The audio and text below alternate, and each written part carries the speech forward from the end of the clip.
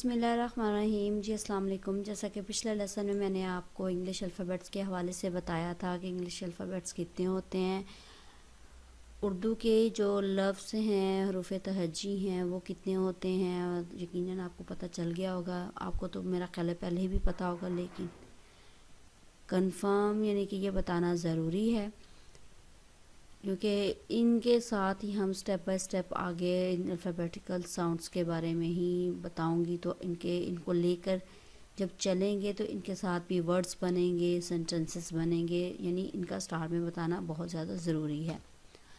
अब alphabetical sounds को हम इंग्लिश में तो अल्फ़ाबेटिकल साउंड कहेंगे, लेकिन इसका उर्दू में हम हरूफ तहज्जी की उर्दू आवाज़ें कहेंगे। अल्फ़ाबेटिकल साउंड्स उर्दू में हम इनको कहेंगे हरूफ तहज्जी की उर्दू आवाज़ें। यानी हमने अगर अल्फ़ाबेटिकल ए को लेना है तो हम उसको उर्दू में उसको कैसे बोलेंगे, ठीक है। अब ये टॉपिक हमारे पास अल्फ़ाबेटिकल साउंड है, उसका हमारे पास पार्ट 1 है। अब इसको हम कैसे इसका प्रोनाउंसिएशन उर्दू में करते हैं, आइए उसको मैं आपको उसके बारे में मैं बताती हूँ। हम स्टार्ट में इसका ए को इन पोर्शन वाइज लेंगे कि कैसे ए को, बी को, सी को, डी को, ई को, इस तरह। सबसे पहले मेरे पास आता है ए को मैं अलीफ, ये और आइन से लूँगी, ठीक है। अलीफ, ये और आइन। बी को बे से, सी को सीन और काफ से, ठीक है। मैंने अब इस पोर्शन को पकड़ना है। फर्स्ट पॉइंट मेरे पास ये है कि अंग्रेज़ी में सीन और काफ दोनों के लिए इस्तेमाल होता है, ठीक है। लेकिन ये पहचान ज़रूरी है कि सीन और काफ हम कहाँ कहाँ यूज़ करेंगे, इसके हम कहाँ कहाँ इसका इस्तेमाल करेंगे।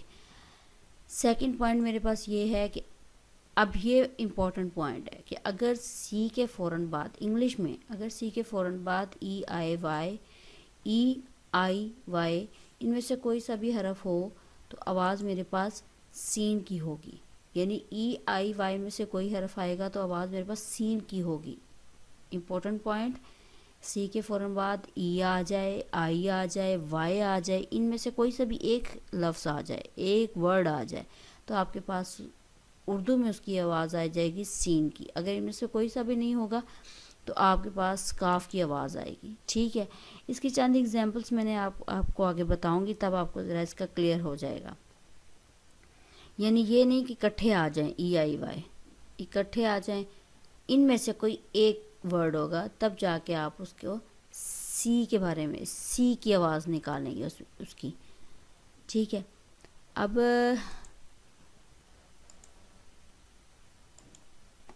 ये मेरे पास ये है, मसलन ये आ जाता है एक्सेप्शनल, सी के बाद ई आ रहा है, ठीक है। रिसीव, सी के बाद ई आ रहा है, ठीक है। कंसर्न, सी के बाद ई आ रहा है। इन सब में सी के फ़ौरन बाद मेरे पास ई आ रहा है तो आवाज़ मेरे पास हो जाएगी सी की आएगी, ठीक है। अब इसी तरह डेमोक्रेसी, सी